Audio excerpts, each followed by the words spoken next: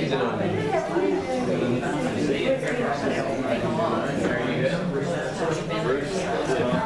to meet you. Good morning, and welcome to 1 Million Cups. I'm an on-time person, and as far as I know, it is exactly. 2 minutes. We got 2 minutes? 2 minutes. Okay. It's exactly. You got it. Never mind.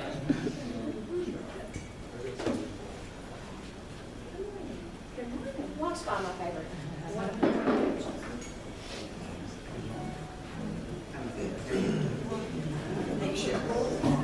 Yeah. Fine seeing there's still a few.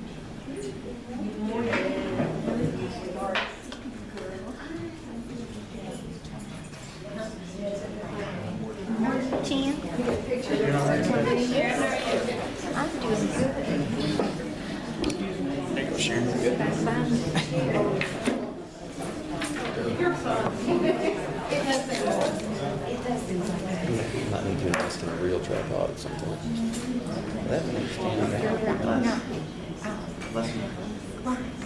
Okay. Good morning, and welcome to 1 Million Cups. Oh, I This is a see. weekly educational program. We will meet every Wednesday at 7:30 in the morning. Across the United States this morning, there are 40 other locations doing the same thing we are. There'll be 2 presenters this morning. This is Mark Lee. He's going to introduce our speaker this morning. He is your city councilman, and he's an entrepreneur and one of our coordinators. Good morning. Thanks, Ruth Ann. I tell you what, this is an exciting day. I didn't know what to expect in terms of turnout. This is great. Kevin, I know you haven't remodeled for a while, but get busy. You may need to knock some walls out and expand this space just for 1 Million Cups. Glad to see everybody here. Just a brief explanation of who I am. I serve Ward 1 on City Council and chair Economic Development Committee. This is not a city enterprise, but it's certainly endorsed and backed by the city as well as Economic Development Corporation. I'm president of the Paragon in Madisonville, and Paragon Development Consultants, my much better half, Maria, in the back row there, is co-founder with me of those companies, and we're in senior housing and in various ways here in Louisville and elsewhere. So with that, I want to bring up Scott Laskowski. I butcher that every time, Scott. Where are you? Right here. There you go.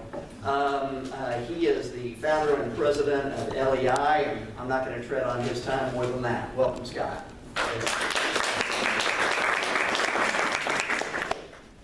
few months ago, I got a phone call from the Toledo Zoo. They called me because they had a bit of a problem with their elephant by the name of Louie.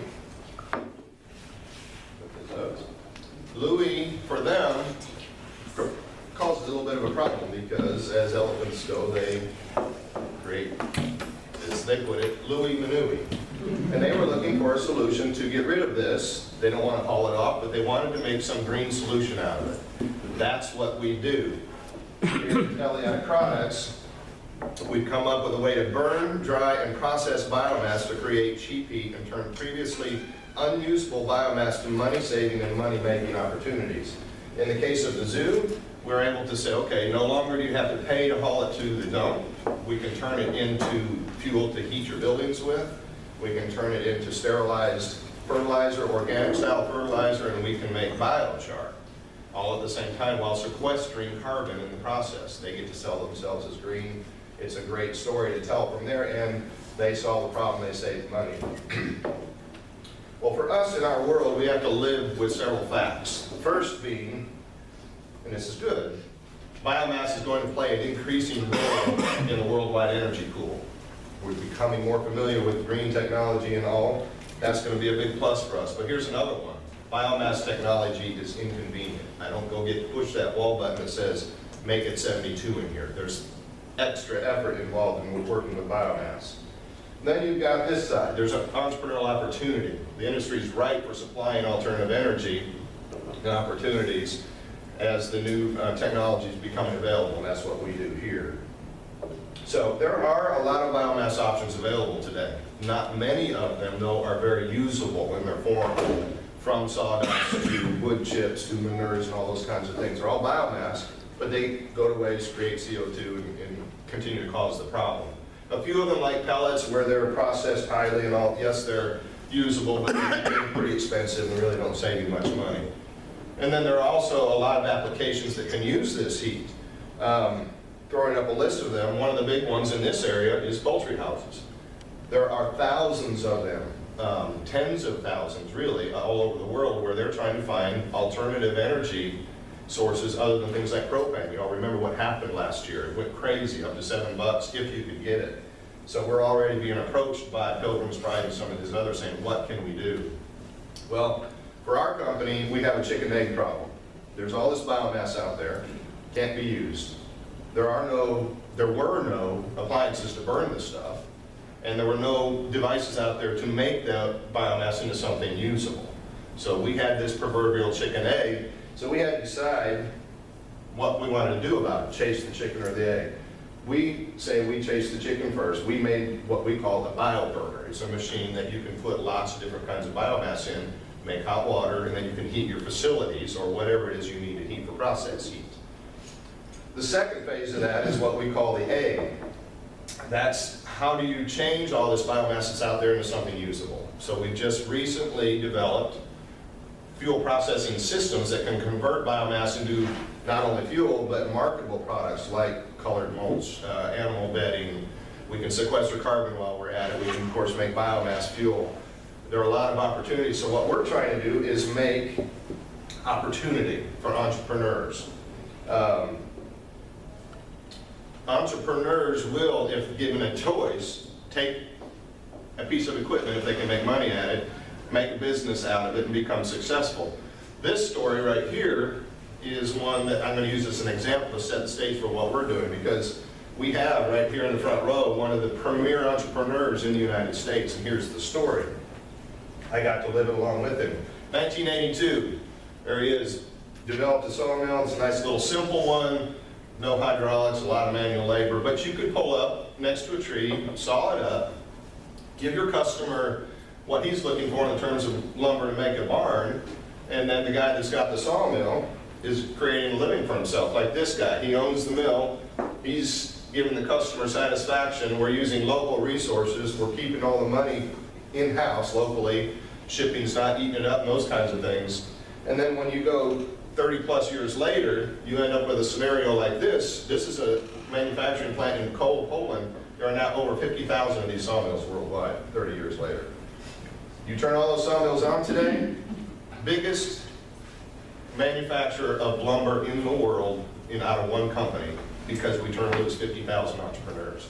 So what we're talking about doing is taking our processing system, doing the same thing, putting it in the hands of an entrepreneur, letting him process biomass locally, turn it into a job, turn it into local economies, macro economies. But sounds huge. Can it be done? Yes, it can. It's already been done in that situation there. See if this has parallels for you. What are you doing, Doc? I need fuel. Go ahead, quick, get in the car. No, Doc, I just got it. We're going to take the new truck for a spin. Well, bring it along.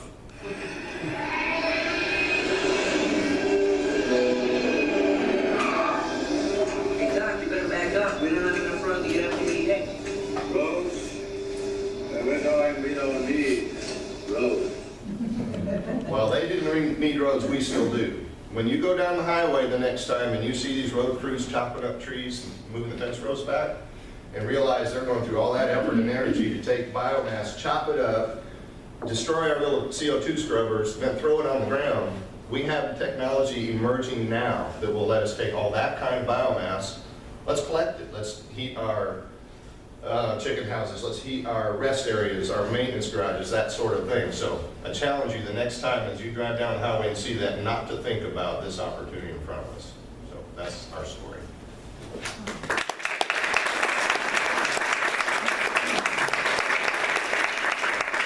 Let's have about 15 or 20 minutes for questions. Are there any questions for Scott? I have one. Scott, how do you guys tackle sales with a, technology product? How do you get your name out there, find clients? In the beginning, it was the trade shows. We were very familiar with all the farm shows and lumber shows and all that. So we did some of that in the beginning from our Wood-Mizer days. We were fortunate that we had the name to live off of and still do, because Wood-Mizer's a big name, it's a good name, so we were able to springboard from there. And we had a niche market of customers. But today, the big thing is YouTube videos. We can put one out and we get calls from around the world within a few hours sometimes. YouTube and the internet is the best way. We're finding the internet in terms of web searches and all, that's a bigger challenge because it's hard to get yourself up on the search engines. YouTube, now, you make a decent content, it doesn't have to be professional, preferably not professional. Go to the YouTube with something like that and do a lot of small clips that can then get your hits up, that sort of thing. Question? How are you selling the product? You guys set up where you can mass produce those and set up those micro markets that you talked about? How do we do it now? We do have a manufacturing facility here. We've got about 40,000 square feet. We're small, we're starting, we've got 12 people right now, which is really a few too many for the sales that we have. But we have manufacturing capabilities and the design capabilities in-house to do everything. So we do manufacture our own products. For the burners, we've got about 100 of them out. Now we're developing this other, manufacturing it and starting the distribution. But for us, it's just a slow walk up when we do everything in-house. Did that answer your question? Okay. Yes? Technical question on the piece of equipment. Are we talking about a single piece of equipment that does this? And does it come in various sizes as far as what's the size? Which piece of equipment are you? Well, that's what I say. I'm not familiar. Okay, in 6 minutes I don't get to. It's a lot to chew on here. Yeah. We have two groups of equipment: the burners themselves. Okay. Okay, and those come in 3 sizes. Okay. 100 to 300 and 500,000 BTUs. Okay. And then on the processing side, we make a machine where you can put anything that's wet or chunky or whatever, and then refine it down to a really nice looking, I can run a video, I don't even have it, I don't think. Perfect biomass fuel out the other side, homogeneous, like sanding, if you want to go that far.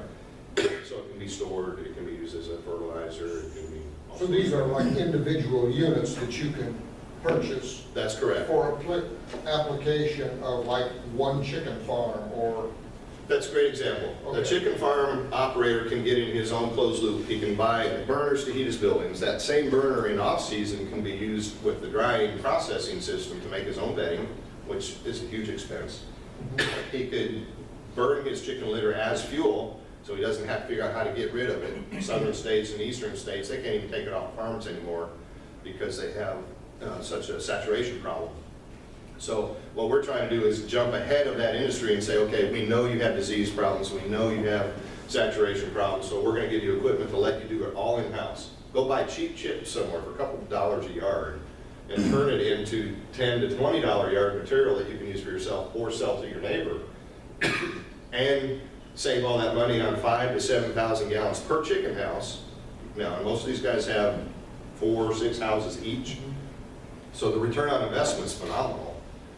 You get good dry heat, it's better for the chickens, all that kind of stuff. So we're putting together closed scenarios for customers. That's just one, and there's a lot of angles to this. I came today to hear what you were talking about. Do you market in North Carolina? Yes, we do. Because there's more chicken houses in North Carolina than... The chicken industry has been looking for this solution for a long, long time. A few people have attempted. Nobody's found a viable solution. We are now maturing far enough where ours work. We have specific examples that work, case studies being built, to the point where Pilgrim's Pride, if you've heard that name, second largest producer of protein in the world, came to us last week and said, we want to know what we can do for our 3,900 growers. Wow. So they come on the 24th. Their key people are coming to look at, again, what can we do for that industry that they can help promote, that's reliable and has good return on investment. I just wanted to ask, where did you come up with this idea? What made it come up? Right. When we made sawmills, and a lot of them, every sawmill had one thing in common. Every time you made a cut, you made a pile of sawdust. It was this fine sawdust. There was no technology to burn it. and there were mountains of it. So you've got this challenge or an opportunity, either way you want to look at it, of all this biomass fuel that's almost ready to be used, but not quite. It's wet, you can't burn it. There's no machine that can auger it and burn it. So we made the machine to do that, and that has exploded into a lot of opportunities. Question? Pricing on The units? Pricing on the units. If you want to get in and heat your home and a swimming pool and all that, our smallest machine is going to get you in around $15,000. A little higher price than most, but it's all automated. When we talk about convenience, this is as close as you get to pushing a button, because you fill a hopper, it feeds itself. As long as you're emptying the hopper and the ash, you're good to go. If you go all the way to the end of the spectrum and buy the big machine and the processing system, right now the price is around $110,000. You're in business, heating your facilities, and making some excellent money on the side with the processing system. That's the entrepreneurial piece that we know makes it work based on the Wood-Mizer story. So that's the way we brought it out. Mark? Scott, let's say that when Pilgrim's Pride comes in, that really cranks up, and you got 3,900 farmers knocking on your door. How do you get from where you are now to there? What's your plan, and how do financing challenges factor into that? The nice part is when we get those kind of orders, we get 50% down.